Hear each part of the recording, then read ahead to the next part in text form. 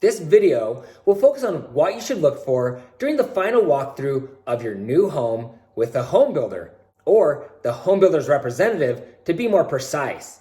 In my 15 years as a new home construction specialist, I've built 5 homes for myself, and I've personally guided more than 400 people through the new home construction process. Over the last decade and a half in the new home construction industry, I've pretty much seen it all. And my goal is to help you avoid the common mistakes I see people make when building a home.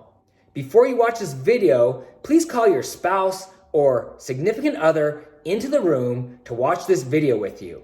If they aren't around, you'll want to send this video to them so you're both on the same page and so you both know what to expect. Also, if you watch to the end, I'll give you my #1 tip for getting the home builder to deliver your home in the best possible condition. Okay, so this is an exciting time, but it's also stressful as the arduous 8 to 9 month build process is finally coming to an end. You've waited patiently and you're ready to get this thing over with. But there's one final necessary and important step, the final walkthrough. Just so you know, most builders and the construction manager who supervise the building of your home take a lot of pride in what they do. In my experience, the home builder sincerely wants to build you a beautiful, high quality home. That being said, there are times when the builder, or really the superintendent, also known as the construction manager, will try to cover up some sloppy workmanship or even worse, a mistake. So the goal of this video is to help you successfully and easily navigate the final weeks of the home build process, getting the builder to do what needs to be done without making them angry. But before I go any further, you need to understand that there is no such thing as a perfect home. I hear buyers say it all the time. This is a brand new home. It should be perfect. I know that you understand this, but I'll say it anyways. Perfection is not possible. You're not perfect. I'm certainly not perfect. And your home will not be perfect. So get that out of your mind. Even if you spend $1 million or more on your new home or hire the best home builder in the world, your home will not be perfect. Okay, so now that we understand that, I'm going to give you some tips to ensure your home is clean and sexy upon delivery. Before we get into the nitty-gritty, I should define what a final walkthrough is because this is a point of confusion for a lot of people. Really, the builder or its representative should not call any of these inspections the final walkthrough. With most home builders, you'll have 2 separate meetings in the final weeks of your home's construction. The first meeting, which is generally held about 2 weeks before you close, will be called something like the homeowner orientation, the home buyer tour, or something similar. This meeting serves 2 purposes. The main point of this meeting is to teach you how your home works. The representative from the home builder will give you a tour of your home, explaining how to change filters on your furnace, how to reignite the flame on your water heater should it go out, how to run the thermostat, and of course give you instruction on how to close the main gas line and how to shut off water to different parts of your home should there be a leak, and things of this nature. This will be the main focus of the meeting. The second part of this walkthrough is to make sure the home is clean and that the home is ready for delivery. In most cases, the builder will have already done what they call a quality control walk. Usually, a representative from the builder will walk the home before you show up for this meeting to do their own walkthrough, looking for mistakes, sloppy workmanship, or incomplete items. They may have already had the painters in to do all the paint touch-up, or you may see little pieces of blue tape all over the place. This blue tape is also known as painter's tape, and it's used to mark things that still need to be done. When this meeting is over, the builder will have a list of items that still need to be completed. They call this a punch list, and for the most part, they will try to complete all the items on this list before the scheduled meeting with you. But don't be surprised if there are still a few things that haven't been finished yet. Usually, these incomplete items are already written on your homeowner checklist. It will look something like this, and a lot of builders will have you sign it after your walkthrough. Just to be clear, this is your last opportunity to ask the builder to touch up paint or make final repairs. Make sure everything of significance that you've discussed during this walkthrough is written on the list. Anything you notice after this meeting, even if it's the very next day, will become a warranty request after you've closed and moved into the home. Hopefully, you've built with a reputable home builder who has a good warranty program. The second meeting, the one they call the final walkthrough, is really more of a final sign-off. This meeting is usually held within 48 hours of you closing on the home. The purpose of this meeting is to make sure the builder has completed all the items on your list from your home orientation walkthrough. Once again, this is not time to look for more items. If you find something new at this point, pretty much no matter what it is, it'll become a warranty request after you've closed and moved into the home. This meeting should only take 10 to 15 minutes tops to confirm all the items on the list have been completed. If by chance you find something major, you can point it out to the builder's representative, and you can even ask if they'd be willing to fix it. But chances are they won't be able to get that specific trade back into your home before you close and move in, and that's why it becomes a warranty item. Often, during this final sign-off walkthrough, people will notice a paint touch-up that has been missed or other minor things like that. Once again, you're welcome to point them out, but don't be surprised if they tell you that at this point, they won't do it. Every builder I know leaves a paint touch-up kit in the house for your convenience. You or your movers will probably bang up your house a little anyways during the move-in, so you can just touch up that spot along with the new dings once all of your furniture has been moved in.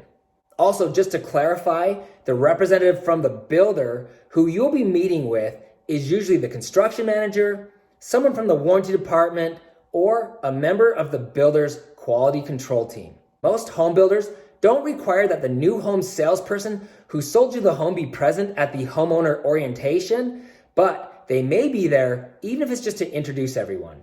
Now, before I continue, can I ask a quick favor? Will you please give this video a thumbs up? I would appreciate that more than you know, and that thumbs up will help others know that this video is helpful. Thanks. Okay, so let's talk about some things you can do to make sure your home is delivered in the best possible condition. Here's a few do's and don'ts. My first recommendation is to inspect the home a day or two before your homeowner orientation. Let the new home sales agent know what time you'd like to stop by to walk through the home.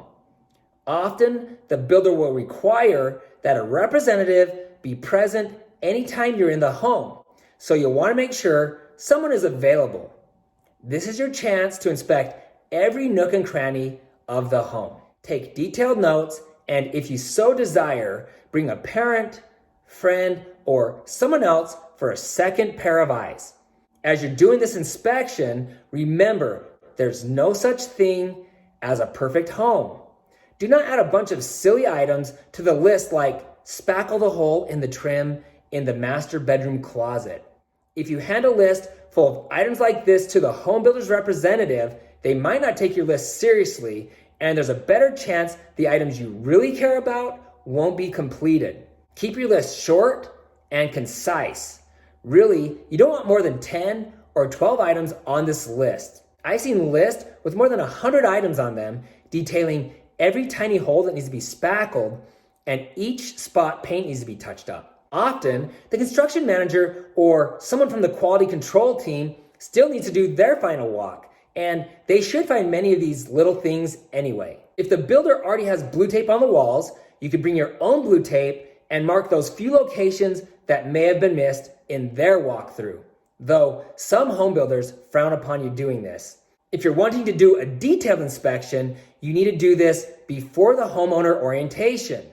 The builder's reps won't have time, and really, they shouldn't have to stand there while you spend 3 to 4 hours doing a comprehensive inspection, searching for the tiniest of imperfections. When it comes time for your scheduled homeowner orientation with the builder, don't bring your parents, kids, friends, or pets.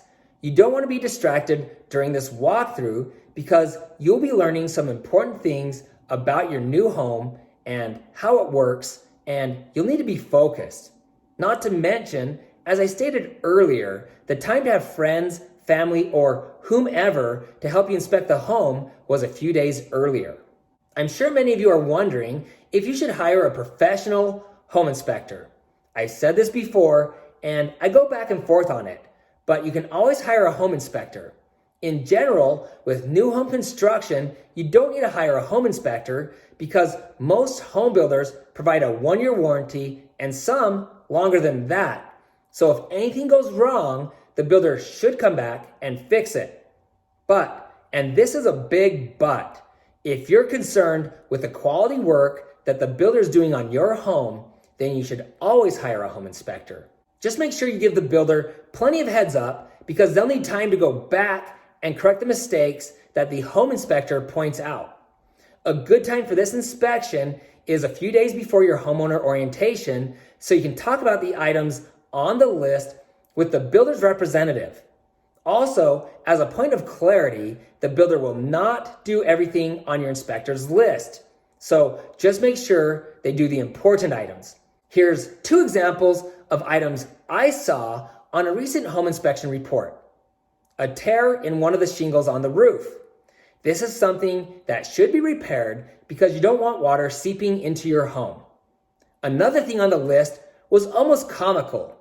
The home inspector noted several exposed screws in the sheetrock in the garage.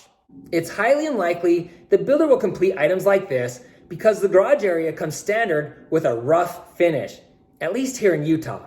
It's common, and you should expect to have a few exposed screw heads in the garage. Hopefully, I've given you fair warning for how these final walkthroughs should go and given you some solid tips for making sure the builder doesn't leave things undone.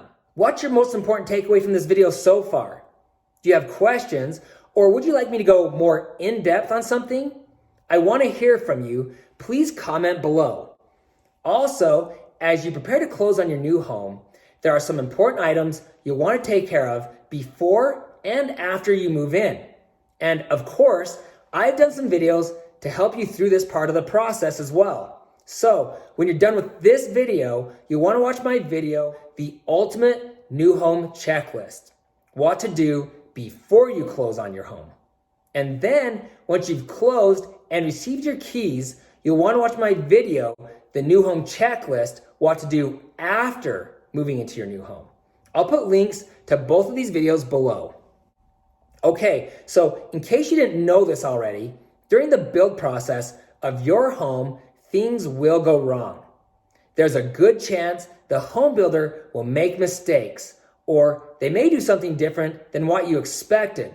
Some people never say a thing, while others write a demanding email or make a threatening phone call. And others flat out become belligerent. Building a home is stressful, and it's easy to become upset when things aren't going as expected. But there's one way to significantly increase your chances of getting things done. And this leads me to my number 1 piece of advice and the most important thing you can do to increase your chances of getting all those little things done on your list. Are you ready for it? Be cordial. Now, some of you may be thinking, that's stupid. Everyone knows that. But I'm telling you the honest truth. In over 400 new home construction closings that I've personally been through, only 10 or 15% of the buyers I've worked with were really and truly cordial throughout the process. And some of these clients actually had some tough issues that needed to be resolved. If you treat everyone with respect and ask politely for things to get done, the construction manager will not only be more likely to do them, but he may also be willing to go the extra mile on other things. This isn't a guarantee that all the items you request will be completed, but it will drastically increase your chances of getting things done. Remember that building a home should be fun and exciting. You are so blessed to be moving into a beautiful, brand new home.